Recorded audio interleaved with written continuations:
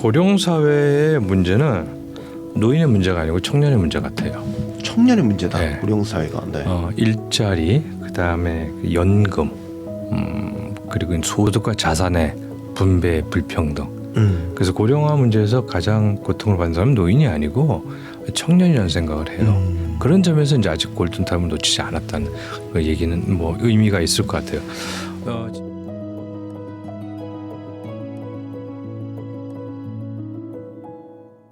네, 3프로 가족 여러분 안녕하세요. 이른바 경제의 신들을 모셔서 그분들의 깊이 있는 인사이트를 들어보는 신과 대화 시간입니다. 저희 3프로에서는 이제 저출산 또 고령화 문제를 깊이 있게 다뤄보고 있고 그동안 여러 전문가들을 모셔서 많은 이야기들을 들어보는 시간 마련했었는데요. 오늘 여러분들 만나보시게 될 우리나라 인구 전문가시고요. 특히 저출산, 고령화, 지방 소멸 문제 등과 관련해서 가장 활발하게 또 의견이나 대안들을 내고 계신 분입니다. 황명진 고려대 공공생학과 교수 나오셨습니다. 안녕하십니까? 네, 감사합니다. 네. 지난 20년간 저출산 대책으로 정부가 투입한 예산이 300조 원이 넘는다고 합니다. 그 기간에 태어난 신생아들에게 이 예산을 분배를 하면 4천만 원이 넘는다고 해요. 그래서 차라리 그 돈 그냥 주지 그랬냐 이런 푸념도 나온다고 하더라고요. 그만큼 역대 어느 정부를 떠나서 저출산 대책과 관련해서는 성적표만 놓고 본다면 낙제점 수준에 가깝기 때문에 이런 푸념 섞인 반응들이 나오지 않는가 싶은데요. 자, 오늘 교수님과 이야기 나눠보면서 여러 다른 차원의 인사이트 있는 얘기들을 많이 전해드리려고 하겠습니다. 여러분들도 함께 고민해봐 주시고 같이 많은 인사이트를 얻어가셨으면 좋겠습니다. 저희가 이제 저출산 문제 한 해 두 해 다루는 게 아니잖아요. 아마 교수님도 많은 이제 인터뷰나 방송도 나가셔서 이야기들을 하시는데 늘 따라오는 얘기, 꼬리표처럼 따라오는 얘기가 앞서 이제 저희가 방송 전에도 얘기했는데 심각하다 늘 알고 있다라는 건데 대안을 제대로 내놓은 적이 있냐 이제 이런 식의 그 대안 없이 너무 같은 얘기만 뱅뱅 돌아가면서 얘기하는 거 아니냐 이런 지적들을 한다고 이제 하셔서 그런 고민들이 있다고 얘기를 해 주셔가지고요. 먼저 그 부분을 질문을 드리고 싶어요. 저출산과 관련해서 지금 우리 국민들이 안고 있는 인식이 어떻다고 보세요? 저출산 문제가 어떤 인식이 어떤 큰 트렌드를 변화시키지는 않아요. 인구라는 거는 거대한 강물과 같아서 인간이 인위적으로 막거나 물을 만들거나 그럴 수는 없어요. 네. 다만 우리가 이제 물꼬를 조금 조정할 수는 있겠죠. 조그만 댐을 만든다든지 아니면 이제 강폭을 넓히든지 이 정도 수준인데 뭐가 잘 인식이 안 됐냐면요. 출산 문제를 해결할 수 있을 거라는 막연한 기대감을 주는 거. 저출산은 어느 수준에서 정지되고 반등해서 우리가 중위 고위의 출산율로 반등할 거라는 막연한 기대. 그리고 통계나 인구 전문가들이 사실은 정밀한 그 답을 내놓지 않고 섣부른 특히 이제 외국의 출산 이론에 맞춰가지고 한국의 출산 추계를 보고 해석하는 이런 학문적인 어떻게 보면 이제 종속성의 문제. 무슨 얘기냐면 사회현상은 귀납적인 것이 굉장히 중요하거든요. 네. 현실의 개인, 가족, 지역사회, 역사적인 그런 어떤 철학이나 경험이 중요한데 인구학이라는 학문이 좀 어려운 학문이에요. 주로 넓은 지역 그리고 국가 단위 네. 또는 그보다 넓은 이제 전 세계 단위에 비교적 정적인 현상 출산하고 사망하는 건 굉장히 정적인 거잖아요. 네. 다른 이제 급변하게 변하는 동태적인 것보다 그런 학문을 하기 때문에 이제 시뮬레이션을 예측할 때 중간중간에 가벼적인 요인을 잘 이해를 못해요. 잘 보이지 않는 거야. 그래서 이제 출산이 늘어날 거다, 줄어들 거다 이런 부분에서 우리가 정확하게 예측을 못하는 게 있고 예측을 못한 게 아니고 사실은 틀려야 주기가 맞는다는 학문적인 역설이 있거든요. 우린 점쟁이가 아니기 때문에 네. 틀려도 이론을 갖고 틀리는 거, 확신을 갖고 틀리는 게 차이인데 그런 학문적인 것과 사실은 이제 정부 정책 연구소 그다음에 주로 이제 공약이죠. 선거를 앞두고 공약을 만들 때 네. 표심을 움직이기 위한 정책을 인구에 관련돼 가지고 많이 만들었어요. 네. 예를 들어서 육아에 대한 지원, 그다음에 출산 지원, 특히 이제 보육 지원 같은 거는 근데 사실 이게 인구학적으로 굉장히 위험한 일이었던 게 인구는 뭐 예를 들어서 정부가 할 수 있는 정책을 크게 두 가지로 보면 인구 조절 정책과 네. 인구 대응 정책이 있어요. 인구 조절 정책은 뭐 그야말로 아이를 더 많이 낳게 하거나 노인들이 이제 늦게 돌아가시게 생명을 연장하거나 뭐 이런 것들이 인구 조절 정책이고 그야말로 이 강물과 맞짱도 싸워야 되는 거고 그러니까 옛날에 이제 개발 시대는 그걸 많이 했죠. 예. 출산 억제 정책은 인구 조절 정책이에요. 어마어마한 대단한 일을 했고 사실 출산을 경제 성장이나 사회 자원의 욕구에 맞게 단계로 맞춘 건 어마어마한 일인데 이제 부작용이 생긴 거죠. 사람들이 확신을 갖고 있는 거죠. 우리가 물을 한번 갈라봤으니까 한 번 더 갈릴 수 있다. 이번엔 반대로 갈라보자. 그래서 출산 억제를 출산 부양 정책으로 생각을 하는 거예요. 쉽게. 거기서 큰 오해가 있었던 거죠. 왜냐하면 80년대부터 시작된 출산 억제 정책의 가장 근본적인 조언해 준 사람은 멜더스주의자들의 서양의 인구학자들이었고 네.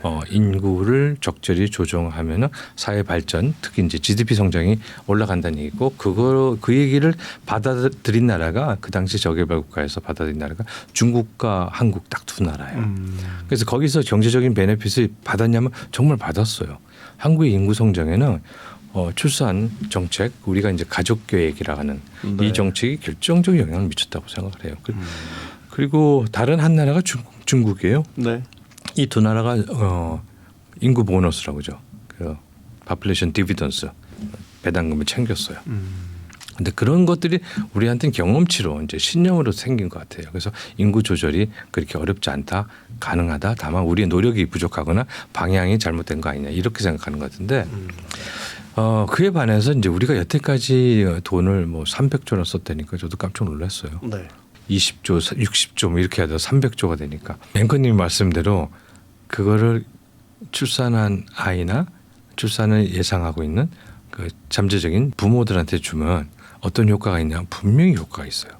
그거는 조절 정책에 가깝다고 생각해요. 근데 그건 사실 복지는 아니죠. 복지는 아니죠. 그렇죠. 네. 근데 여태까지 우리가 그 출산 정책에 300조를 썼다는데 그게 대부분 복지예요.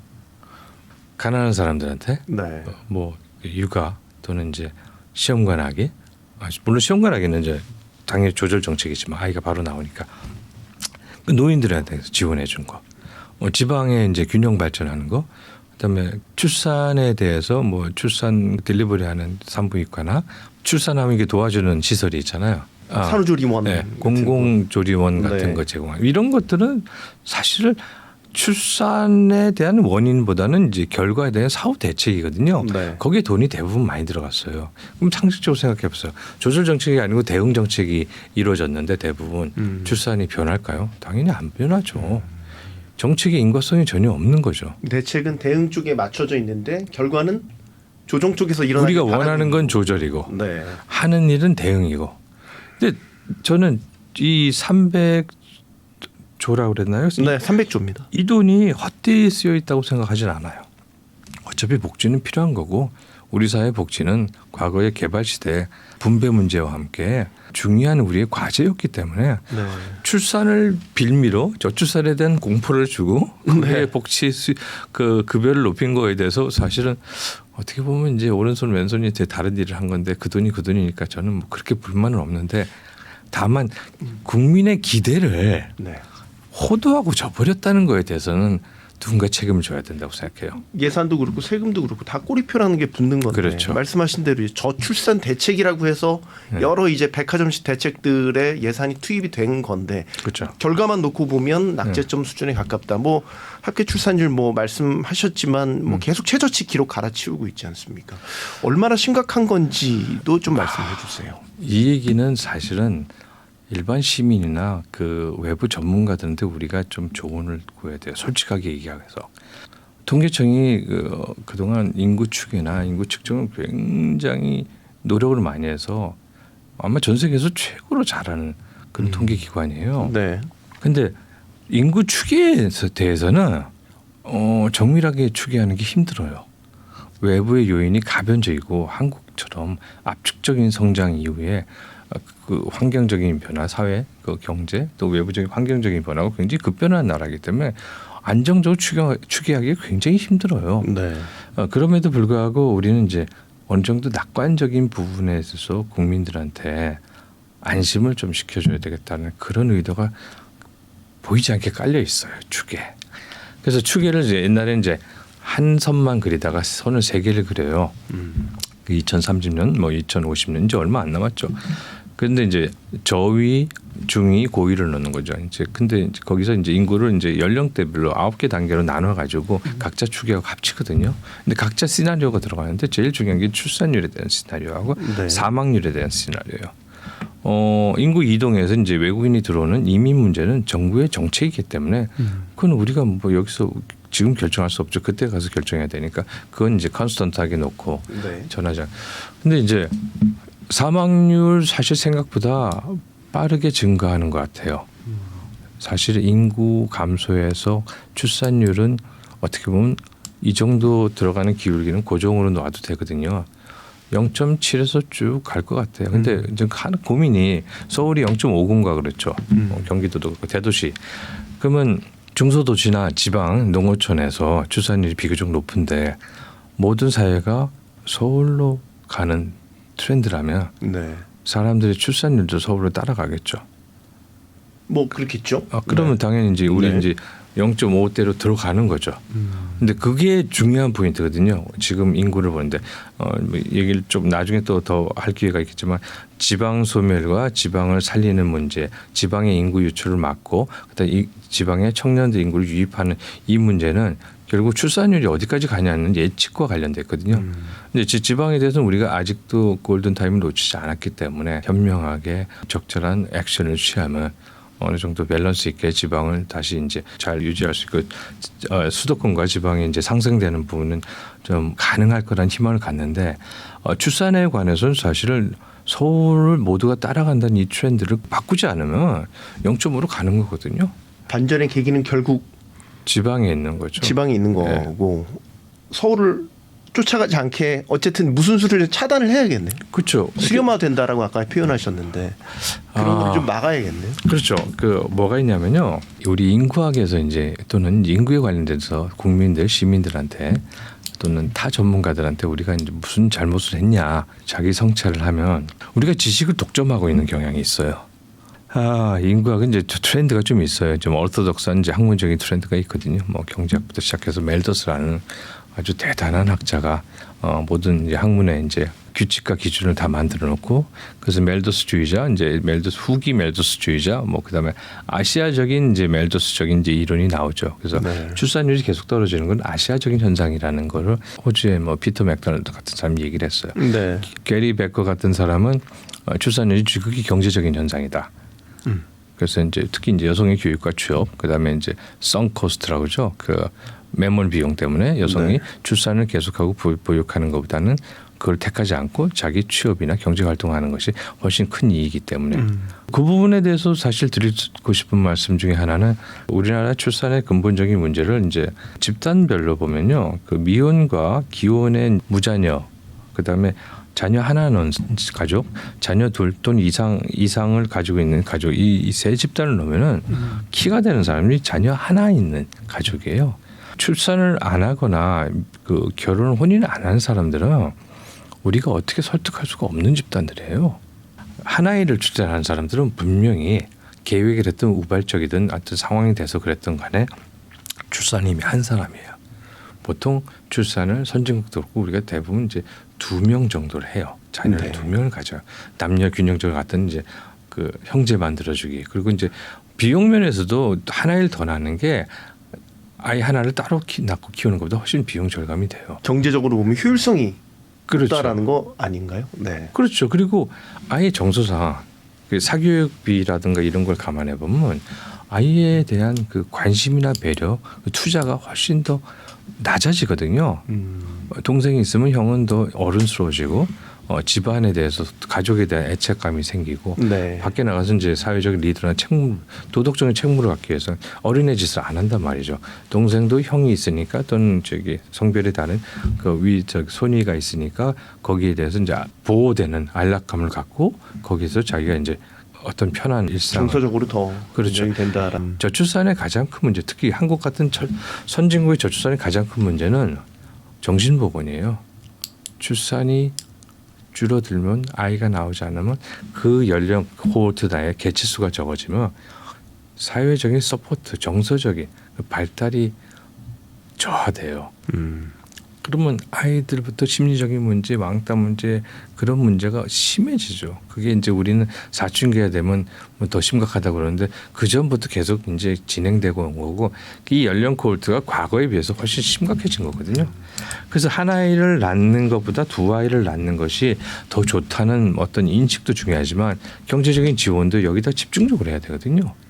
4천만 원을 야근데 한 아이 딱 낳으면 둘째 아이를 낳는 조건으로 걸긴 좀 미안하지만 워낙 지금 시급하니까 저는 한 5천만 원씩 줬으면 좋겠어요.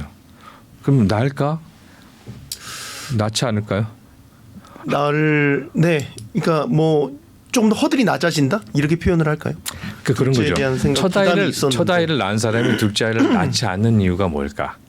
지난 20년 그 아이들의 이제 출생아를 그 자녀 순서대로 하면은 네. 첫째 아이가 둘째 아이가 좀 숫자가 비율이 비슷한 적이 있었어요. 20년 네. 전부터. 그러니까 우리 저출산 문제 심각하게 고민할 때부터 첫째 아이 비율이 급속도로 높아졌어요. 지금은 작년 기준에서 첫째 아이, 둘째 아이 출산 비율이 2대 1로 바뀌었어요. 그러면 아이 하나만 가는 가정이 확 늘어났다. 그렇죠. 것이죠. 그 얘기는 뭐냐면 아이를 하나 낳는데 둘을 낳을 수도 있잖아요. 둘을 낳을 수 있죠. 근데 네. 둘을 낳을 수 있는 상황이 아니라는 걸 인식하게 되는 거죠. 그때 가보니까 너무 힘든 거죠. 이탈리아 일간지에서 이제 한국의 저출산 문제를 꼬집으면서 한국의 엄마들이 파업을 한다라는 제목을 냈고 아마 교수님도 보셨을 것 같은데 거기서 바라보는 관점이 이제 말씀하신 것과 궤를 같이 한다고 보는 게 이제 성평등의 관점에서 이 한국의 저출산 문제를 짚고 있더라고요. 네. 예. 그래서 말씀하신 거와 궤를 같이 하는 것 같아서 질문을 드립니다. 이 헤드라인이 아마 이제 Korean Moms are on strike 이런 걸 거예요. 이 파업이라는 게 참 재밌어요. 뭔가 불만이 있는 거죠. 네. 갈등 요소가 있는 거죠. 보이콧 해버리는 거죠. 그죠. 네. 액션을 취하는 거죠. 근데 파업은 사보타지는 아니에요. 사보타지는 할 일을 안 하는 거고 망가뜨리는 거. 파업은 자기 권리를 주장하되 자기 책무를 분명히 인식하고 있는 거거든요. 엄마가 파업한다는 얘기가 양성평등이라는 말씀은 정확하게 맞아요. 근데 이 기사를 보면서 이제 여러 가지 생각해서 참 재밌다. 이태리에서 우리를 걱정하는구나. 참 전 세계적으로 한국의 저출산 문제는 신기한 문제예요. 신기한 문제다. 네. 사례가 없어요. 너무 빨리 줄어들기 때문에 출산율이 너무 빨리 떨어지기 때문에 빨리 떨어지는 그런 것도 건가요? 문제지만 세계 최저란 말이에요. 뭐든지 최저나 최고는 그 브랜드로 이제 인정을 받게 되는 거거든요. 네. 한국이 세계 최고인 게 압도적으로 최고인 게 뭐가 있을까? 뭐 저 자살률 세계 최고인지 꽤 오래됐고 네. 출산율 최저인 의미에서 최고고 에이구. 뭐 별로 없어요. 우리 브랜드예요. 아무리 우리가 이제 한류가 되고 뭐 삼성, 현대자동차 뭐 이런 게 있다 하더라도 여전히 지구 반대쪽에서 한국 잘 모르거든요. 근데 그 사람들이 우리를 인식하기 시작하는 게 저출산 문제로 우리 이제 각인하기 시작했다는 거죠. 우리의 이제 책무는 이거죠. 이거를 우리가 이겨내서 또 하나의 신화적인 어떤 케이스가 되면 이 케이스가 우리 서양 사람들한테 긍정적으로 우리 이미지를 이제에 대해서 각인이 되겠죠. 여성들이 파업한 거는요 한국이 처음이 아니에요. 그 저출산 문제는 뭐 오늘 내일 얘기가 아니고 한 200년 가까이 된 얘기예요. 유럽의 산업혁명 이후에 생각해보세요. 우리가 산업화가 된 지 얼마 안 됐잖아요. 네. 유럽은 이제 19세기 말부터 산업화가 됐잖아요. 당연히 그때 경제적으로 좀 더 발달한 나라는 저출산 문제가 있었어요. 여성의 경제 참여, 교육과 경제 참여, 특히 여성의 참정권 이런 이슈 때문에 출산율이 떨어졌어요. 특히 프랑스가 가장 심각한 문제였어요. 프랑스에서 해결을 어떻게 했냐면 출산을 장려하고 출산을 안 하는 가족 개인한테 페널티를 물려요. 약간 반강제적이군요. 그렇죠. 군대 가는 거하고 세금 내는 거에 대해서 할당제를 해요. 그래서 한 집당 예를 들어서 아들이 셋이 있는데 하나만 군대 가게 하는 거죠. 네. 그러면 아들이 하나 있는 집은 걔가 군대 가야 되는 거죠. 그러네요. 그럼 얘가 이제 불만일 거 아니에요. 나 이대로 가다 군대 가는데 동생 하나 낳아달라고 그럴 거 아니에요. 네. 그런 시도가 있었고 프랑스 출산율은 우리보다 높아요. 그렇죠. 한 명 이상 되잖아요. 우린 0.78명까지 프랑스는 떨어졌죠. 2.0 가까이 가요. 네. 독일도 꽤 그렇고. 그 벤치마킹할 해외 사례로 많이 거론되지 않나요? 읽어본 기사나 논문을 보면 프랑스의 출산율은 대부분 이민자들. 네, 그런 지적도 출산. 분명히 네. 있기는 하죠. 네. 그러니까 뭐냐면 미국도 그렇고 이제 백인 중산층의 출산율은 여전히 낮아요. 우리가 이제 최근까지 기혼 여성의 출산율이 1.2 정도가 됐었어요. 네. 더 밑으로 또 1.03 이럴 때도. 근데 최근에 이제 1.0 그것도 그마저 0점대로 떨어졌는데 유럽이나 미국의 백인 중산층도 출산율이 낮아요. 전체적으로 보면.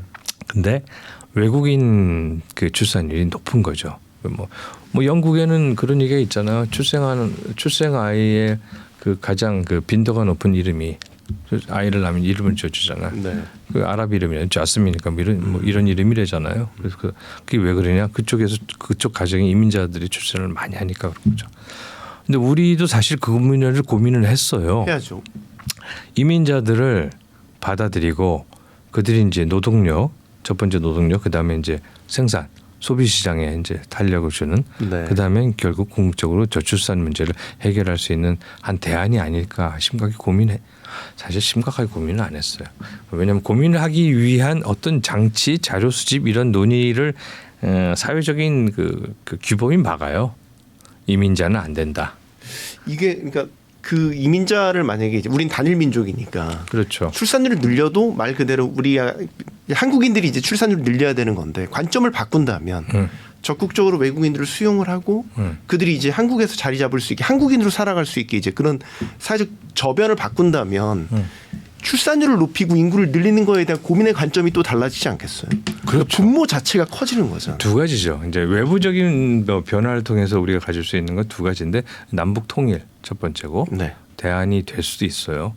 왜냐하면 출산율 반등하는 게 워낙 불가능하니까 네. 차라리 통일이 더 가능성이 높다는 생각이 들고 그다음에 이제 더 이제 가능성이 있는 건 우리 의지에 따라서 외국인을 받아들이는 건데 그 이민자를 받아들일 때 가장 조심해야 될 게 서양이 영국이나 이제 프랑스나 이런 나라에서 이민자를 받아들여서 인구적인 문제를 어느 정도 이제 지어나가 해소를 하는 데는 근본적인 키가 식민지를 경험했던 구식민지의 국가의 국민들이 이민을 주로 와요. 네.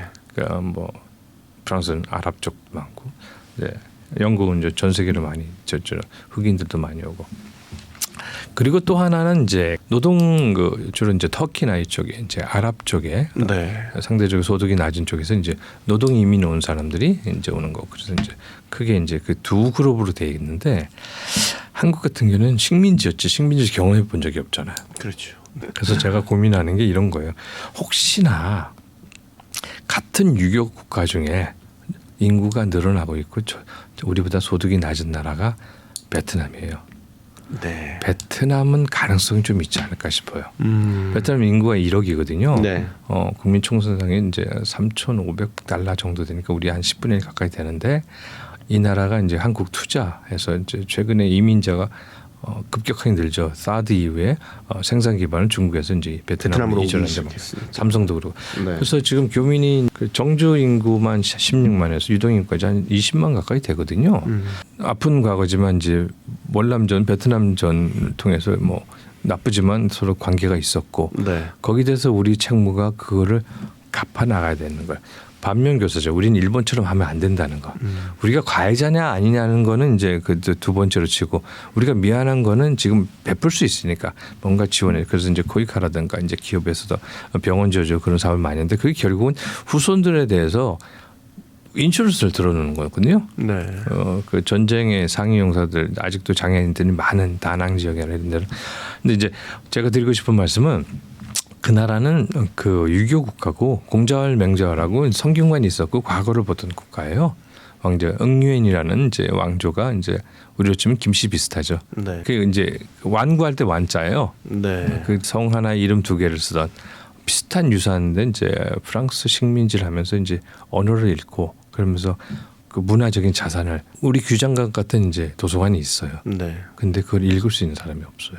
그러니까 우리는 베트남에 가서는 우린 이랬는데 너네도 이렇게 한번 해보면 어떨까? 그게 잘 맞아요, 매칭이. 그런 그 문화적인 유사성이 있고 그다음에 역사적인 관계가 있고 그리고 뭐 터키와 월남은 원래 중국에 그 대항하기 위해서 주변국으로서 우리 항상 동맹 관계였거든요. 그런 역사적인 것을 발굴해서 그쪽과 우리가 이제 문화적인 그 친밀성의 유사성을 좀 높이면 그러면 이민자를 받을 때 좀 편하지 않을까. 베트남이 대안이 될 수 있다라는 베트남밖에 없는 것 같아요. 그럼 이제 이런 이민 정책을 통해서 만약에 인구 저출산 문제, 인구 문제를 그렇죠. 해결하고자 한다면 네. 문화적으로 동질감이 있고 역사적으로도 교차점이 있는 베트남이 우리에겐 대안이 될 수 있다. 또 하나 중요한 게 이제 네. 다들 아시는 거지만 하노이 국립대학교에서 제일 커트라인이 높은 데가 한국어과라는 거죠. 그게 뭐냐, 한국말을 배우는 순간에 자기 월급이 5배에서 10배 올라가거든요.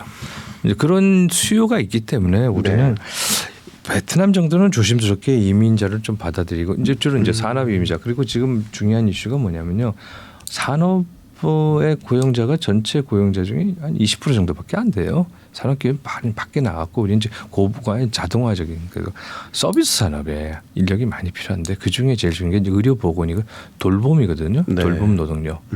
돌봄 노동력 우리 자체 안에서 해소하기 굉장히 어렵다는 거죠.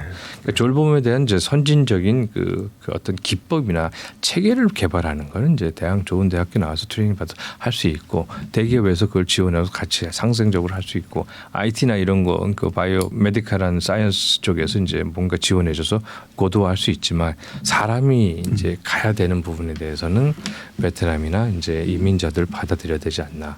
근데 그거는 사실은 잠재적인 문제가 아니고 현실적인 문제거든요. 모든 우리 나이는 부모님이 아프시단 말이에요. 우리가 돌봄에 대해서 열심히 하시는 분은 고맙지만 항상 속상한 걸 많이 겪어요. 어르신 뭐 전반적으로 그런 걸 다 겪는 세대거든요. 우리가. 네. 뭔가 좀 혁신적인 어떤 대책을 내놔야 되는데 부모님 돌아가시기 전에. 근데 지금 그 당장 어떻게 해야 되냐? 그 나라의 이제 교육 시스템 브랜치 지원을 하고 우리 쪽에 이제 언어와 문화 그리고 돌봄 저쪽 의료 교육을 시켜서 이쪽에서 받아들여서 이쪽에서 재교육시키고 관리시켜서 그런 시스템을 만들 수 있다는 생각이 들고요. 그 이탈리아 파업 얘기하다가 팍 옆으로 샜는데 네.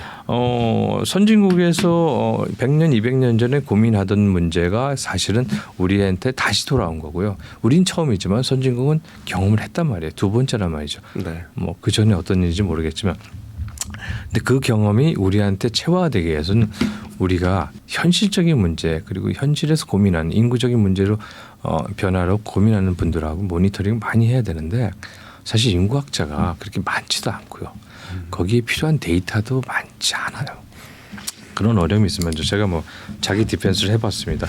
하나 이제 저희가 이제 저출산 문제를 해결하기 위한 여러 대책들을 다양한 측면에서 지금 교수님과 얘기를 나눠보고 있는데 하나 관전 포인트를 또 하나 말씀을 드리자면 주거 정책에 대한 문제를 비중 있게 다루더라고요. 그러니까 우리나라 뭐 나라가 좁고 인구 밀도도 서울 같은 경우는 굉장히 높고 하니까 현실적으로 주거 정책 문제가 해결되지 않으면 출산율을 높이는 데 있어서 공연불에 그칠 가능성이 높다. 그래서 뭐 역대 정부에서 다양한 뭐 신혼부부 희망타운이라든지 이름은 계속 바뀌지만 주거 정책에 대해 지원 대책들이 많이 나왔잖아요. 그렇죠. 실효성 부분에 있어서 많은 의구심이 들기는 하지만 어떻게 보십니까? 이 주거 문제가 해결이 되면 출산율 해결에 있어서 상당히 기여를 할 거라고 보십니까? 그럼요.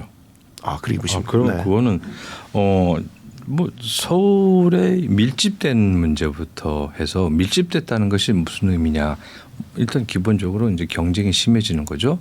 이제 부동산 가격이 계속 사용 가치에 비해서 이제 교환 가치가 더 올라가는 문제가 있죠. 네. 그리고 청년들이 당장 분가를 해서 데이트도 하고 동거도 하고 혼인도 하고 뭐가 먼저인지 모르지만 전통적으로 이제 연애 그다음에 이제 혼인 출산인데 뭐 네. 그게 뭐 의미 없는 시대가 됐는데 주거는 굉장히 중요한 문제죠. 우리가 결혼을 주저하는 이유 중에 하나가 내 집 마련할 자신 없어서 그거는 저는 출산 문제를 이제 그 인구 문제를 대응과 조절로 구분해야 된다는 건데 주거 문제도 정말 살 사람 주거 만족을 위해서 주거 정책을 해야 되는지 청년을 위해서 아니면 자산에 관련돼서 네. 주거 정책을 해야 되는지 이건 분명히 분리해야 된다고 생각하거든요.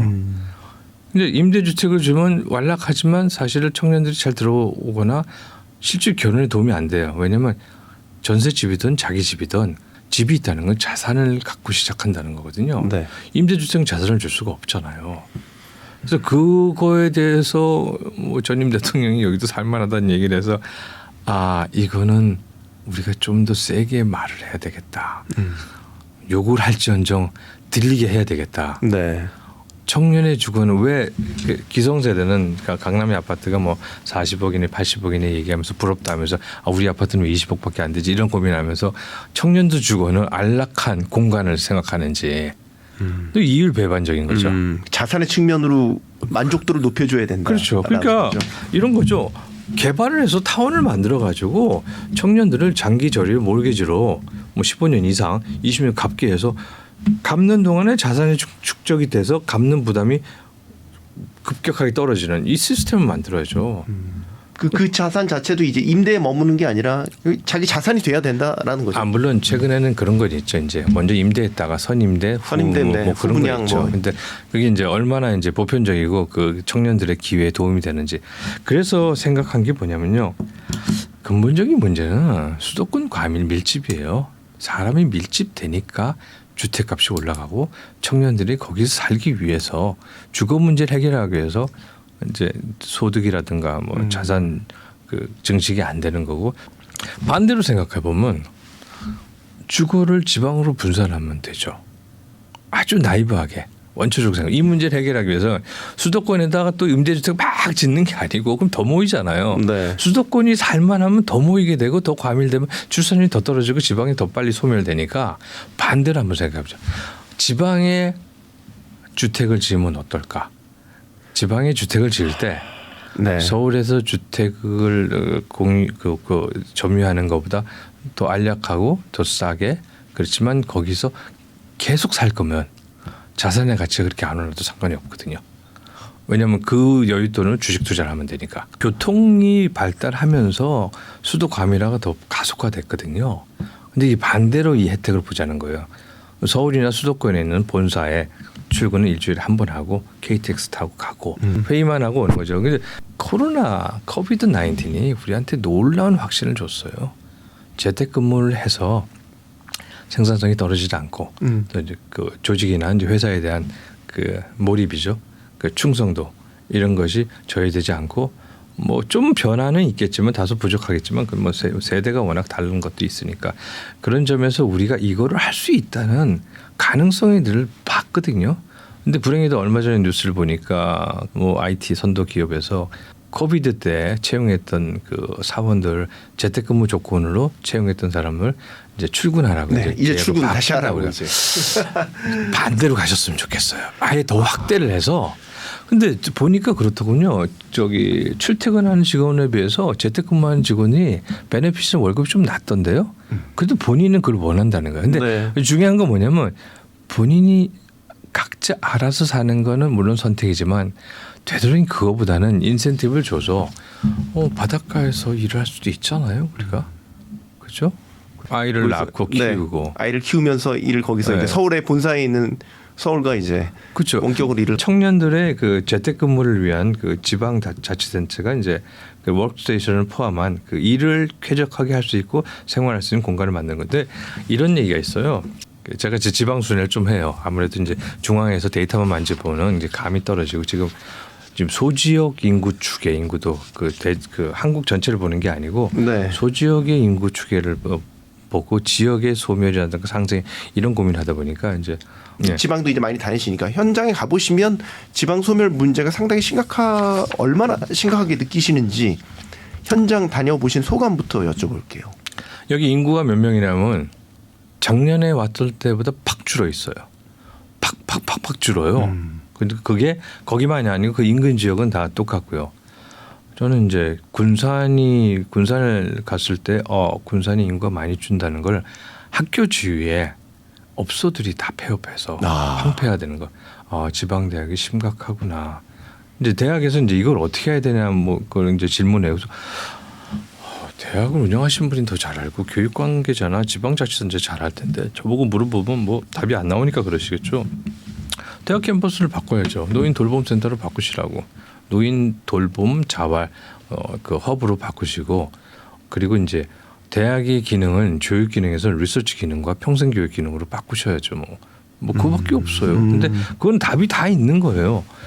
제가 특별히 주장하는 거 아니고 이제 OECD의 이제 교육에 대한 기본적인 프레임도 생애주기형 교육에서 태어나서도 유치원, 네. 초등학교, 중학교, 고등학교, 대학 이 교육에서 평생 교육으로 바뀌어요. 그래서 교육과 일과 여가가 똑바로 칼럼처럼 써 있는 거죠. 연령에 따라서 그 변하는 게 아니고 평생 교육 시스템으로 바뀌면서 병행해서 계속 같이 간다는 그렇죠. 말씀이시죠? 네. 일, 여가, 공부가 다 같이 가는 거거든요. 영주에 가서 처음에는 그냥 그때 교수님 몇 분이 이제 한번 가자 인연이 돼서 이제 갔는데 시에서 그런 거예요. 고대 교수님 8분이나 오신다고요? 그럼 잠깐만요. 우리가 뭘 좀 만들어 볼게요. 그래요. 그래서 법대, 의대, 문화, 그 반도체, 기계공학까지 있으니까 뭐든지 물어보면 우리가 주제를 삼아 볼게요. 그래서 숙제를 내주세요. 그랬더니 우리는 인구 소멸이 가장 큰 시급한 이슈입니다. 그래서 그렇습니까? 그럼 제 전공이잖아요. 네. 제가 좀 준비를 했어요. 그래서 아주 기본적인 얘기를 했죠. 우리 교수님들이 뭐 아무래도 한마디 듣고 싶다고. 그래서 시의원과 공무원들이 그 조그만 동네에 50명이 딱 앉아가지고 2시간 반 동안 토론을 했어요. 근데 토론하면서 각 분야에 있는 우리 학교 선생님들이 다 중요한 얘기를 한마디씩 해주시더라고요. 그 중에 하나가 이제 주로 이제 문화 콘텐츠에 있는 선생님들이 요즘 왜 잘 나가는지 알겠어요. 어떤 말씀을 청년들이 이 지역에 오고 그러니까 공기업이나 이제 그다음에 공공기관이나 또는 이제 의료 또는 이제 힘들게 이제 기업을 유치하면 거기 안 살고 옆 동네 지자체 그 도청에 있는 안동에 살고 출퇴근한대요. 네. 이제 거기도 이제 그 생활기회를 만들어놨는데 왜 그래 했더니 여기는 스타벅스가 없잖아요. 그래서 이제 시장님이나 부시장님이 충격을 받았다는 거예요. 왜 우린 스타벅스가 없지? 그리고 이 많은 여러 가지 생애 그 여러 가지 기회 중에서 왜 이 사람들은 스타벅스가 중요하지? 그래서 그럼 우리가 스타벅스를 유치할 수 있는 방법을 얘기해 보죠. 저출산고령위원회에서 스타벅스 그 한국 법인 대표 최태원 회장한테 찾아가서 인구를 위해서 하나씩 만듭시다. 그러면 되나? 문화 콘텐츠 선생님이 그런 얘기, 다른 얘기 하더라고요. 좋은 카페를 만드세요. 브랜드화 하세요. 강원도 어디 가면 그 줄을 서서 1시간 이상 줄을 서서 음료를 판매하는 카페가 있대요.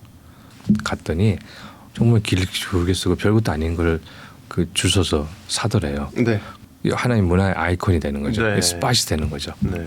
지방의 인구에서 중요한 게 정주 인구 아니고 생활 인구거든요. 생활 인구는 뭐 물론 정주 인구도 있겠지만 관광객이라든가 학생이라든가 일자리로 왔다 갔다 하는 사람들 이런 사람들 이제 생활 인구로 이제 인구의 개념이 바뀌어요. 그 데이라는 얘기죠. 낮에 있는 사람들 인구가 중요하다는 건데 스타벅스가 왜 이슈가 되면 낮에 인구를 모으는 것이 스타벅스기 때문에 그런 거죠. 스타벅스 자체가 중요한 게 아니고 어떻게 지역은 낮에 사람을 모으느냐. 생활 인구는 경쟁이 없는 거예요. 그냥 사람들을 여기 왔다 다음 주엔 저쪽으로 가도 되는 거죠. 강원도 갔다가 경상도 갔다 전라도 가도 되는 거죠. 그 사람들이 돈을 뿌리거든요. 네. 소비라는 거 이제 생산 소득보다는 소비라는 것이 더 중요한 세상이 됐죠. 특히 이제 저출산하고 인구 감소 기저에는 그래서 이제 문화 콘텐츠 선생님이 그 말씀을 해주신 거에서 영주의 아이콘은 뭐가 있나, 스팟은 뭐 있나 했더니 없어요. 문화적인 유산이 전혀 발굴이 안 되고 있더라고요. 그래서 이걸 어떻게 만들어야 되냐 했더니 문화 콘텐츠 선생님이 플랜은 지역에서 하지 말고 플랜은 전문가가 하라는 거죠. 국제 수준의 사회적인 디자인 전문가한테 컨설팅을 받아라. 돈을 아끼지 마라. 대신에 그 아이콘이 만들어지면 그거를 계속 유지하고 관리하는 부분은 지자체에서 해라. 그 얘기를 하더라고요. 그 교수님 경제적인 측면을 하나 질문 드리고 싶은데 지방 소멸을 막기 위한 여러 대안 뭐 컨텐츠 말씀 주셨지만 기본적으로는 지방에 일자리가 있어야 되고 그렇죠. 큰 경제 권역이 형성이 돼야 되고 그렇죠. 거기서 발생하는 여러 가지 파생 가치들이 그렇죠. 있어야 거기 사람들이 머물고 정착하고 거기서 생활을 해 나간다는 그렇죠. 개념인 거잖아요.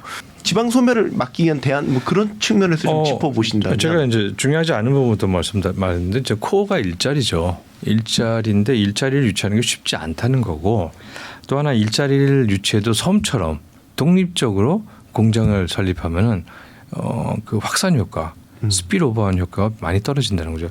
투자 말씀하셔서 제가 인구에서 가장 고민이 생산 노동력과 소비 시장 그런 문제가 아니고 기본적으로 자본의 이동 또는 자본의 유출의 문제거든요. 네. 해외에서 해외 투자 컨설팅하는 회사에서 인구적 인구 물어보려고 가끔 연락을 해요. 자문 구하려고 네. 말씀이시죠. 네. 이제 외국의 투자자들이 돈줄을 갖고 있는 사람들이 한국에 투자를 많이 해놓은 상태에서 네. 이 돈이 이제 장기적인 투자에 이제 장기적으로 회수를 하기 위해서 투자를 할 때 이 돈이 제대로 회수되는지에 대해서 걱정이 많다는 거예요 요즘. 그러니까 근본적인 이유는 인구적인 변화, 생산성, 그 다음에 이제 구매력 이 두 부분에 대해서 인구가 아주 급격한 큰 충격을 데미지를 주기 때문에 어떻게 되는 거냐 좀 물어봐요. 그래서 모든 걸 진실로 얘기를 해야 되나? 외국계 투자들도 내가 저기 학문적인 지식성을 얘기를 해야 되나? 아니면 애국 자문을 해야 되나? 이런 생각을 해요. 최근에는 뭐 지방 소멸보다는 이제 전체적인 인구라든가 노동력에 대해서 물어봤는데 최근에는 학력 인구와 대학 그리고 이제 외국인 학생들의 한국에 이제 유학 가는 네. 수요에 대해서 얘기를 하더라고요. 이 포인트 굉장히 중요한 거다. 우리가 외국인 출산과 이제 거기에 대해서 인구적인 문제를 해결하기 위해서 외국인에 대해서 심각하게 생각하는데 그 중요한 역할을 하는 기구가 창구가 대학이 돼야 되거든요. 그러니까 우리 대학에 지금 많이 투자해야 돼요. 네. 그러니까 대학이 학령 인구가 줄기 때문에 수입이 감소해서 학생 수가 적고 수입이 감소해서 대학을 문 닫아야 된다. 거기에 대해서 문 닫을 학교는 빨리 문 닫게 하고 뭐 선택과 집중해야 된다. 여러 가지 논리가 사실 나름대로 주장이 의미는 있지만 네. 저는 정말 중요하게 생각하는 게 외국인 학생들을 제대로 수용해서 그들이 받지 못하는 교육을 받게 하고 제공하고 그리고 국내에서 또는 그 본국에서 또는 제3국에서 선진국에서 그들이 노동력이 팔리느냐 이 부분을 우리 대학에서 해줄 수 있냐 이 부분이 지금 굉장히 중요한 문제라고 생각해요. 네. 그건 우리가 아주 잘하는 부분이에요. 잘할 수 있는 부분이고 지식을 생산하고 교육시키는 부분은. 근데 이 부분에 대해서 우리가 아직도 대부분 크게 생각을 안 하고 있는 거예요. 또 한편으로는 교육보다는 대학이 어떤 연구나 연구비를 수주해가지고 그 생산하는 돈을 만드는 그런 쪽으로 자꾸 대학을 변형시키는 것 같아요. 이제 이공계 선생들은 이미 거기에 어느 정도 산단하고 해가지고 어느 정도 체질 개선이 됐는데 문과 선생들은 잘 안 되고 있어요. 그래서 우리 문과 저 같은 사람은 영업이나 뛰라는 얘기를 많이 해요. 네. 그 지방 소멸 관련해서 이제 그 저희 방송 들어가기 전에 뭐 이런저런 이제 환담을 나누면서 또 교수님 얘기하셨던 것 중에 저는 이제 인상 깊게 들었던 게 지방 소멸 이 문제를 근본적으로 해결하기 위해서는 이제 판을 바꿔야 되는데 아주 극단적인 표현 물론 반농담이시지만 서울을 폭파해야 된다. 뭐 그런 얘기도 나온다고 뭐 그 정도로까지 이제 아예 판을 흔들어 놔야지 이 문제가 해결될 수 있다. 그런 얘기도 하셔서 좀 귀에 번뜩이게 들었거든요. 그 부분을 좀 설명해 주시겠어요? 일단 서울은 폭발할 수가 없겠죠. 네, 물론 이건 우리 내부에서 서울의 우월적인 지위 한시적으로 있었던 특별법은 이제 소멸이 됐으니까 그 특별법에 대한 지위는 철회하는 게 맞다는 생각이 들고요. 이 얘기는 저만 하는 게 아니고 인구학자들은 어느 정도 공감하고 있는 겁니다. 그 인구가 저출산 문제부터 해서 인구에 심각한 것이 서울에 또는 수도권의 인구 과밀 현상 때문에 일어나는 네. 거고요. 이제 그 컨제스천이라고 그러죠. 컬처럴 오브 컨제스천이라고 이제 과밀 문화라는 거는 굉장히 좋은 일을 많이 해요. 뭐 아시아에서 제일 높은 63 빌딩이 생긴 것도 과밀 때문이고 롯데몰이 얼마나 이제 높은지는 모르겠지만 이제 네. 저런 이제 대도시가 3층인가요? 그렇죠. 잠실 롯데 타워가. 이게 네. 대도시가 가지고 있는 환상적인 게 많아요. 어마어마한 규모를 만들어지고 있고 스테디움이 만들어지고 있고 공연이 되고 있고 그 안에서 우리 한류 문화가 아주 잘 컸잖아요. 뭐 생산, 소비 물론 있고 대도시에 있으니까 똑똑한 사람 많이 모이고 이제 잘난 사람 많이 모이고 그러니까 그만큼 사회가 발전했는데 우리가 중요한 견인차의 역할을 했죠. 네. 근데 그건 이제 과거적인 거란 얘기죠. 아직도 대도시의 역할은 있지만 지금은 대도시보다는 지방의 역할이 상대적으로 더 중요해졌는데 일본이 2004년도부터 지방 창생위원회를 만들어서 가장 고민한 것이 도쿄의 지위를 도쿄는 이제 거긴 또 부라고 그러는데 도쿄의 부를 격화시켜야 되지 않느냐. 격화시켜야 된다. 네. 그러니까 일반 시로 만들어야 되지 않느냐. 강제로라도. 그렇죠. 우리는 뭐 뻑하면 그 메트로폴리탄 다 특별을 부여하잖아요. 이름을요. 네. 그럼 뭐 다른 게 있다고. 거기 있는 사람은 뭐가 다르다고. 왜 그 사람이 그렇지 않은 지역에 사는 사람보다 뭔가 베네핏을 더 받아야 되냐. 예산 문제부터 시작해가지고 프라이드 문제. 인서울이라고 이미 대학에 대해서 랭킹을 매길 때 이게 병폐다. 정말 실력이 있는 교수나 대학에 실력이 있는 공부하고 싶은 학생이 들어가는 걸 굉장히 막는 시장을 교육시장을 교란하는 거라고 하면 없애야 되는 게 맞죠. 인서울이라는 단어를 아예 없애려면 서울을 없애버리는 거죠. 간습적으로 쓰죠. 그렇죠. 예. 그 간섭을 깨는 게 굉장히 어려운 걸 알고 있죠. 문화혁명 정도 되는 임팩트가 있어야지 되는 건데 아주 과격하게 얘기하면 서울을 해체하고 수원 정도 100에서 150만 정도 되는 중소도시로 그 묶음. 그건 이제 과거에 지방도시 권역화하면서 기본적으로 나온 아이디어예요. 수도권과 이제 지방도시 이제 30지방도시는 30만 정도로 묶고 네. 수도권은 이제 100만 정도로 묶어가지고 권역화해서 모든 지역이 고만고만하게 만들자. 그래서 이제 그 90년 끌어들이는 힘을 빨아먹는 힘을 약하게 하면 그러면 이제 바깥에 있는 90년이 작동을 해서 밸런스는 맞춰지지 않을까. 일본에서 주장이고 물론 일본도 동경을 폭파하지는 않았어요. 여전히 그거는 이제 또 그 어려운 문제도 있고 이제 상실되는 문제도 있는데 다만 동경과 오사카, 도쿄와 오사카와 나고야가 주심 부심을 하면 이제 그 주심의 역할을 아주 잘 수행하고 있어요. 일본 한 해 인구 70만씩 줄고 있거든요. 네. 그럼에도 불구하고 대도시는 역시 여전히 대도시 역할을 하고 지방도시는 그렇게 급격하게 물론 폐허되는 지역은 굉장히 많긴 하지만 우리보다도 그래도 어느 정도 버티고 있죠. 인구에 대해서는 이제 우리가 이제 버티라는 얘기를 많이 해요. 한 세대 지나고 30년 지나면 사람들이 생각이 바뀌고 패러다임이 바뀌거든요. 네. 지금 아직까지는 이제 교육과 경쟁이라는 거 이것이 우리 사회적 중요한 키지만 30년 뒤에는 이게 바뀐다는 거죠. 바뀔 때는 출산 문제도 바뀌고 세상에 새로운 사람들이 새로운 인류가 나와서 새로운 사회를 만들 때 그때 우리가 출산의 문제는 옛날에 그런 일도 있었다 그렇게 되는 거죠. 예를 들면 조선 말기에 우리 그런 얘기 있죠. 사람은 태어나서 어디 가야 되죠? 한양으로 가야죠. 서울로 가야 돼요. 네. 서울에 가야지 사람 대접할 기회가 있다는 거거든요. 근데 그게 150년 뭐 200년 전에 있었다는 일이라면 그 당시에도 지역 소멸이 문제가 됐다는 거예요. 그렇겠네요. 네. 그때부터 이어지면 그러니까 우리 정신 관념 속에 그건 늘 자리하고 있다라는 그렇죠. 거잖아요. 다 서울로 가야 되는 거. 잘 되면 서울로 가야 되고 잘된 사람 따라서 나도 혹시 모르니까 서울로 가야 되고 지방은 피폐하고 그다음에 청년이 없으니까 노동력이 부족하니까 쌀이라든가 곡물 생산성 그다음 뭐 나름대로 지방의 상공업이 이제 퇴화되는 게 진행이 되다는 게 나라가 망할 때는 그렇게 되는 거죠. 그런데 결국 망해버렸잖아요. 그 일제 시대는 또 다른 일본식의 이제 행정 체계가 들어와서 그게 정확하게 우리가 알려진 건 발굴한 건 아니지만 그게 지연되다가 다시 6.25 때 다시 이제 서울을 모여. 6.25 때는 사실은 부산이 수도였으니까 자본은행이 부산부터 시작했으니까 네. 부산에서 서울로 이전하는 이 시간이 수도권 과밀되는 집중 현상과 이어진 거죠.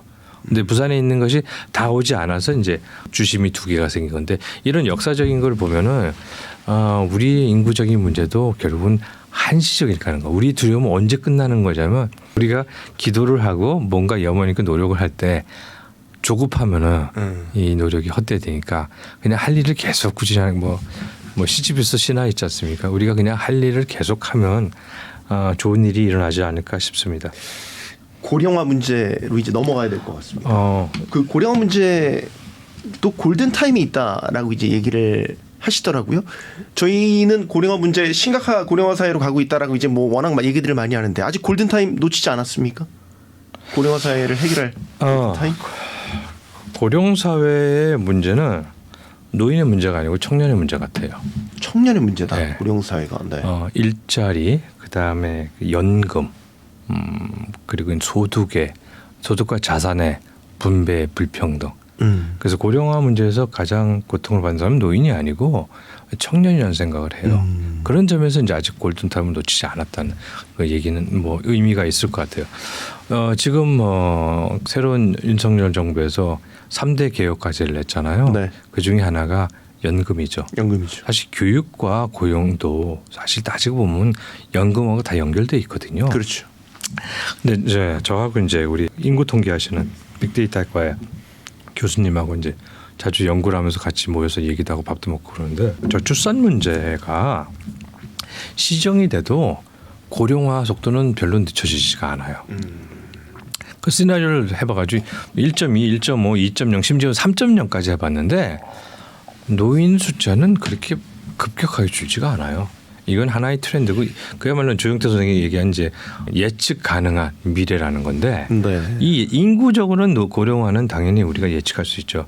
그리고 이제 기대 수명이 노인 숫자가 느는 만큼 빨리 늘어나지 않기 때문에 사망률이 굉장히 높아지죠. 그럼 노인들은 많이 돌아가신다는 얘기거든요. 네. 그래서 이제 후기 고령 노인과 장래에 대한 산업은 아주 화랑이 될 것 같은데 이 연금에 대해서는 문제는 노인들이 너무 많이 가져가시는 거 아니에요.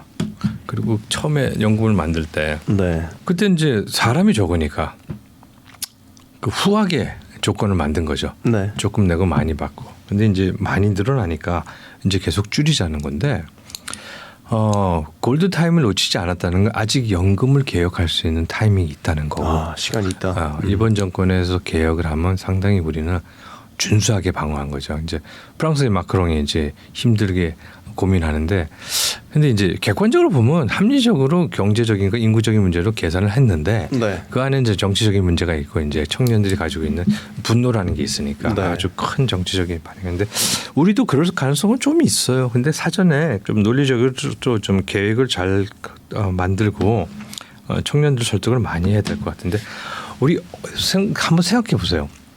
연금을 줄인다고 그래서 이미 받고 있는 노인들은 이제 놔둔다 그러잖아요. 네.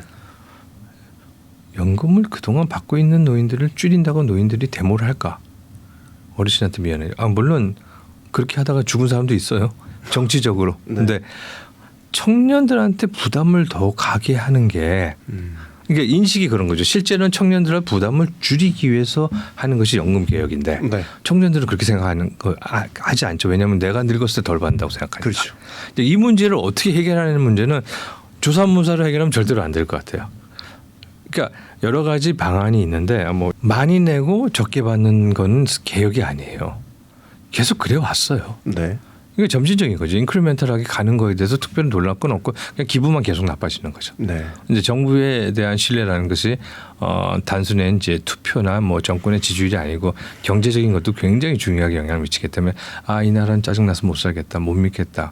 이제 10년 뒤면 또 딴 얘기 할 거 아니냐. 네. 뭐 이런 게 있을 것 같은데 그 다음에 대안이 제일 중요한 거지만 그리고 모든 선배 교수들이 귀를 쫑긋 거리고 있는 게 뭐냐면 정년을 연장하는 거죠. 정년을 연장하는 것밖에는 지금 청년들이 납득하면서 노인들이 현재 받는 것. 근데 노인들이 받는 사람은 사실 낸 것보다 많이 받지만 연금 수혜자가 전체 노인의 50%밖에 안 돼요. 그래서 이제 노령연금이나 연금은 아니죠. 공공부전데 이름을 기분 좋으라고 연금이라고 붙여놔가지고 나라에서 세금으로 주는 돈이 있죠. 네. 그래서 연금을 좀 더 많은 사람이 주고 그래서 이제 탑을 좀 높이고 이제 수혜자를 더 넓히는 방향으로 점진적으로 개혁을 하되 정년 연령을 늦추고 정년 연령이 늦출 만큼 그 임금을 줄이고 그 연금화 등가적으로 하는 방향으로 해야 되는데 어떤 사람은 내가 일을 해가지고 내가 왜 연금 놀아도 되는 연금 수준의 수입을 받냐 그런 사람은 은퇴하시면 되고요. 프랑스가 이제 이번에 어떻게 보면 이제 2년 연장을 했으니까 예. 네, 말씀하신 그 방향대로 간 거네요. 그렇죠. 뭐 테크니컬하게 얘기하면 한꺼번에 5년을 늘릴 수는 없죠. 그러니까 첫해 1년 늘리고 둘째 2년 늘리고 뭐 이렇게 점차적으로 가야 되는데 정년과 연금은 그 사회의 가장 중요한 복지의 기반이 됩니다. 사회보험, 뭐 연기금, 그다음에 건강보험 기금이 없으면 복지 국가를 유지할 수가 없어요. 단순히 이제 연금과 건강보험의 문제는 아니에요. 다른 여러 가지 복지들이 그 레저버 그 돈줄에서부터 시작을 하거든요. 네. 근데 서양에서는 정년을 강제적으로 놓고 연금으로 소득 보장을 부족하죠, 당연히. 트라이퍼드라 그래가지고 연금은 노년 생활의 3분의 1 정도밖에 보장을 해주지 못하는 게 기본적인 이제 뭐 네. 이론적인 원칙인데, 그거를 보장해주면서 그 다음에 노인들의 사회 참여, 건강에 있어서 정서적인 거 사회 참여 굉장히 중요하거든요. 네. 사회 참여를 더 장려한다는 거죠. 그게 자원봉사예요. 우리로 치면 보건복지부나 이제 연금관리공단에서 기획을 하는 거죠. 자원봉사 풀을 만들고, 그리고 고용부에서 이제 노년 잡 트레이닝을 하는 거죠. 네. 그래서 처음에는 그 기본급을 받을 수 있겠지만 그거는 이제 점심값이나 이제 교통비 정도고, 그리고 이제 파견을 계속 나가요. 필요한데. 네. 저는 이제 공공기관 중에 사람이 모자란 데나 이제 스타트업하는 데 이제 파견을 나가요. 그래서 그 기본적으로 전화 받고 안내하는 네. 그런 일 노인들이 서양에서는 많이 해요. 제가 적십자 구호 요원으로 활동했는데, 적십자와 그 우리로 치면 이제 공동 모임인 유나이티드 웨어가 같이 일을 해요. 항상 여긴 돈이고 여긴 일을 하는데, 네. 여기에 적십사에 어른들이 굉장히 많아요. 수십 년 동안 트레이닝 받았거든요. 특히 이제 우리 사회 대통령이 얘기한 것 중에 하나가 이제 재난에 대해, 인구에 대한 문제도 있고 사회 통합에 대한 문제도 있지만 재난에 대해서 그 국정 과제가 있거든요. 네. 근데 그거는 굉장히 중요한 일 같아요. 코비드 때 정권이 시작됐기 때문에 당연히 그게 이슈지만, 이 재난을 누가 제대로 가서 산불을 구할 거냐. 물론 이제 트레이닝 받은 사람이 소방관이 가서 꺼야 되지만 그 부수적인 일이 굉장히 많이 있어요. 네. 노인들이 그 자원봉사를 할 때도 전문화, 직업의 일에 이제 노동의 분화가 일어난다는 거거든요. 네. 근데 그런 이 경험에서 한국을 와서 보니까 노인들이 일을 하는 건 다 어려운 일은 아니지만 누구나 할 수 있는 일, 프라이드를 가질 수 없는 그런 일들만 있어요. 직무만족도 얘기할 때 내가 돈을 받고 하는 일에서 사람들이 보상을 받질 않아요. 받지 않고 하는 일에 대해서 보상을, 정서적인 보상을 많이 받아요. 그래서 어르신들을 뭐 80세까지 다 움직이시고 일하실 수 있는 분이 대부분이기 때문에 네. 그분들이 사회에 더 기여할 수 있고 생애 마지막에 의미 있는 일을 할 수 있는 기회를 주는 것은 정부의 노인들을 그 자원봉사로 이제 체계화, 조직화시키는 일이라고 생각합니다. 우리는 아직 그런 인식들이 있는 것 같아요. 뭐 예를 들어서 청년들이 가져가야 될 일자리인데 그렇죠. 이게 나눠먹기 된다, 빼앗긴다라는 그렇죠. 인식이 아직도 강한 거잖아요. 그러니까 그건 필연적인 것 같아요. 제가 말씀을 계속 들으면서 제 말에 가장 모순이나 반감이, 그럼 노인들 일하면 청년들은 어떻게 되느냐. 네. 그런 인식들이 아직도 있어요. 기저에 있어요. 강연하게 토론하면서 항상 제 그 느끼는 게 뭐냐면, 질문을 던지는 분이 저한테 답을 항상 줘요. 질문을 던지신 분이 답을 가지고 계시더라고요. 청년의 일자리 문제에 대해서 이것만 놓고 보면 사실 답이 없어요. 제가 전문가가 아니니까. 네. 아마 전문가도 별 답이 없을 것 같아요. 근데 얘기를 좀 풀어나가다 보면 조금씩 답이 나오는 것 같아요. 이제 첫 번째, 이제 우리가 일자리란 문제를 했을 때 좋은 일자리가 필요하냐, 일자리가 많이 필요하냐. 네. 우리 사회는 청년들은 뭘 원하냐, 그거부터 우리가 먼저 확인해야 될 것 같아요. 2008년도 정도에 청년 일자리, 청년 백수 해가지고 제가 통계청에서 그때 있었는데, 그 청년 실업률은 크게 문제가 아니었는데 네. 실제로 일하지 않는 청년이 너무 많아서 백수라는 개념을, 우리 통계학에 백수라는 개념이 없잖아요. 없죠. 네. 근데 이제 취업 준비생이라는 네. 산업 레저버라는 그런 개념을 측정했더니 그때 이제 100만이 나온 거예요. 그래서 이제 청년 실업에 대한 특별위원회가 생기고 아마 특별 조례나 뭐 이런 게 만들어졌을 거예요. 네. 근데 같은 시기에 참 재밌어요. 일본에서도 청년에 대해서는 특별법인가 조례가 만들어졌어요. 그래서 제가 그때 이명박 정부였는데 네. 제가 그 두 개를 찾아봤거든요. 청년 실업에 대해서 제가 인구사전에서 뭐 간단하게 한두 페이지 쓰는 게 개정판이 있었으면서 네. 연구를 해봤는데, 기본적으로 청년에 대한 정부에 대한 인식이 달라요. 우리 이명박 정부 때 청년 실업에 대해서 그 국가가 관심 있는 건 여전히 인재 양성, 네. 청년은 미래 사회에 중요한 일을 하는 문제 해결할 수 있는 인재이기 때문에 인재를 양성해야 된다. 인재를 양성해서 교육은 어떻게 하고 대학은 어떻게 이런 게 나오는 거예요. 일본은 행복한 청년을 만들기 위해서 뭘 해야 되는지가 그게 중요한 당면 과제였어요. 자, 그래서 어떻게 되냐면 쉬운 일자리가 많이 만들어지죠. 남한테 신세지고 나이 먹어서 부모님한테 이제 손 벌리고 부모님은 얹혀 사는 게 치욕적인 나라니까. 뭐 한국은 별로 그렇지 않다 그러지만 요즘 청년들은 이제 자유와 권리를 중요하게 생각하니까 당연히 이제 관심이 있을 것 같은데 그래서 쉽게 일을 할 수 있는 150만 원, 200만 원, 250만 원 일자리를 많이 만들어서 뭐 그래서 뭐 정부의 이제 재정 지출이 심해지긴 했지만 그리고 이제 중소기업이나 소상공인에 대한 그 고용 지원금이 많이 나갔었거든요. 그래서 어쨌든 거의 청년은 완전 고용이 됐거든요. 네. 근데 한국은 여전히 청년을 잘 키웠으니까 어떻게 해요? 좋은 일자리를 줘야 되잖아요. 좋은 일자리는 생각보다 많이 만들어지지 않는데 청년의 인적 자원은 굉장히 늘어났잖아요. 눈높이만 이렇게 그죠. 해놨군요. 문제는 똑똑한 청년이 많이 늘어났는데 그 똑똑한 그 두뇌를 활용할 수 있는 일자리는 그만큼 늘어나지 않는다는 얘기가 있거든요. 근데 이 여러 가지 해결 방법이 있을 것 같아요. 일단 청년들을 똑똑하지 않게 만드는 게 방법일 수도 있지만 그건 말이 안 되는 거잖아요. 우리 사회에서. 네. 이제 그런 걸 우리가 해결할 수 없는 부분인 거죠. 저출산도 그런 맥락에서 해결할 수 없는 부분이라는 생각이 많이 드는데 그 청년들을 그러면 어떻게 해야 되냐. 뭐 아이를 하나 낳았는데 둘 못 낳는 사람이 있듯이 청년 중에는 좋은 일자리를 갖는 친구들도 있지만 기본적으로 내가 원룸에서 살면서 식생활을 해결하면서 내 인생의 자유를 찾고 내가 하고 싶은 일을 한다. 음악, 미술, 뭐 여행이라든가 이런 거 사진이라든가 뭐 여러 가지 자기가 하고 싶은 일 하는데 자유를 달라는 청년도 있을 것 같아요. 근데 그 부분에 대해서는 우리가 얼마나 귀를 기울이냐는 부분. 그러니까 자유를 찾기 위해서 내가 알바를 하는데 이 사람들이 불쌍하니까 돈을 줘야 되겠다고 생각하면 이 사람이 가지고 있는 추구하는 자유가 훼손되지 않을까 싶은 생각이 들어요. 네. 청년은 아파서 청년이라는 얘기는 우리 사회 굉장히 크게 반향을 걷고 이제 찬반이 많이 내는데 우리 청년이 가지고 있는 기본적인 이 세대 M과 C 세대가 가지고 있는 공통적인 가치관이 저는 자유라고 생각하거든요. 네. 자유를 갖기 위해서 기본적으로 우리가 가르친 게 권리에 대한 거예요. 권리라는 것은 자유를 보장하기 위해서 싸울 수 있는 그리고 힘을 주는 거거든요.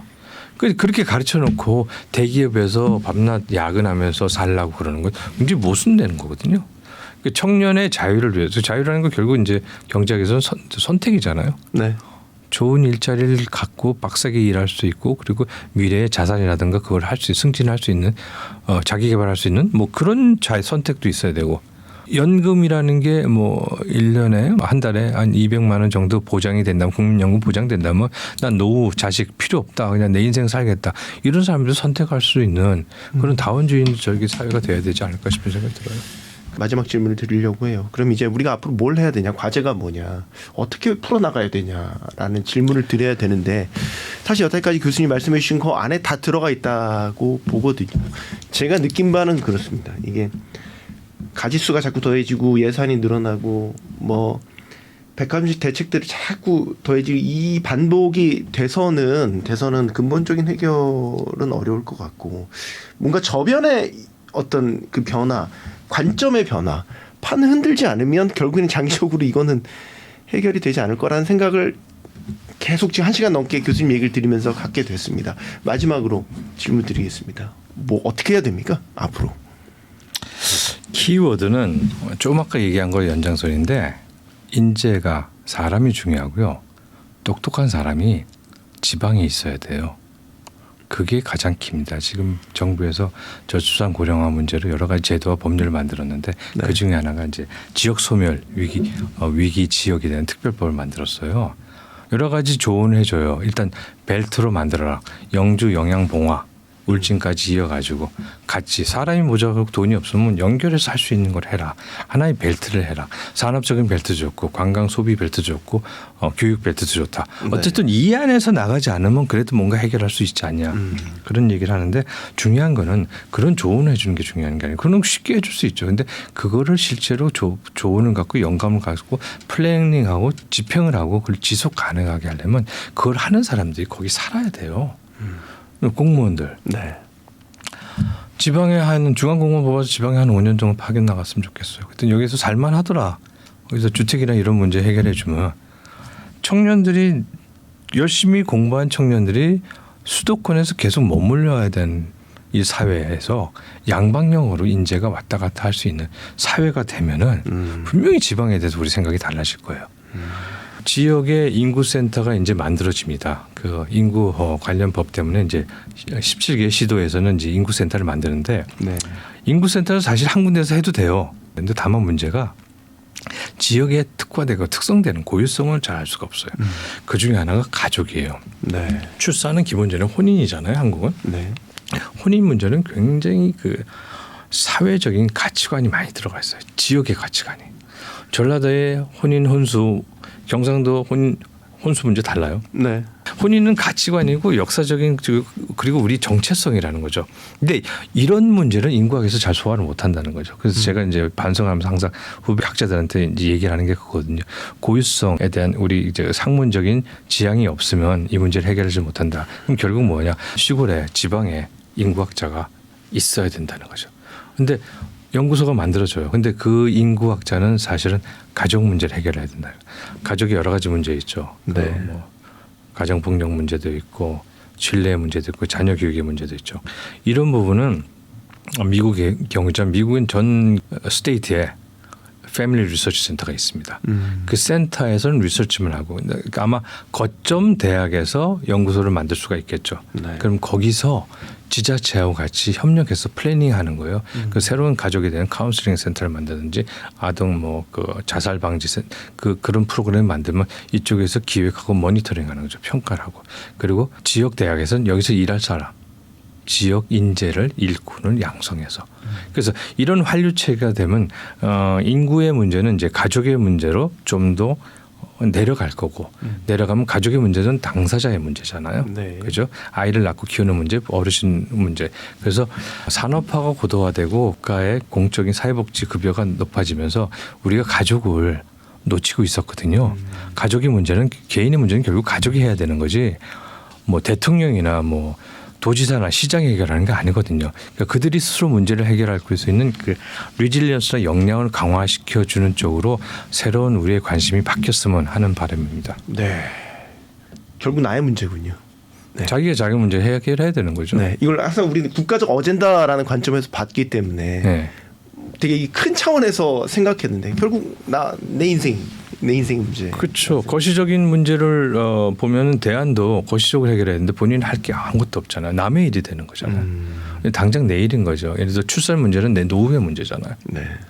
그리고 아이를 잘 키우는 건 결국 나의 인생에 대한 보람, 삶의 의미, 미닝 인 라이프의 문제잖아요. 그런 거 없이 산다는 게 어른들은 싫어하지만 또 청년들은 대안으로는 이제 자유라는 걸 만끽할 수 있기 때문에 그 스스로 선택하게 하는 건데 그것도 역시 결혼을 하지 않는 사람도 결국 가족은 있고요. 부모하고 연대는 더 강해요. 네. 우리가 그걸 놓치고 있고 그게 자원이라는 거.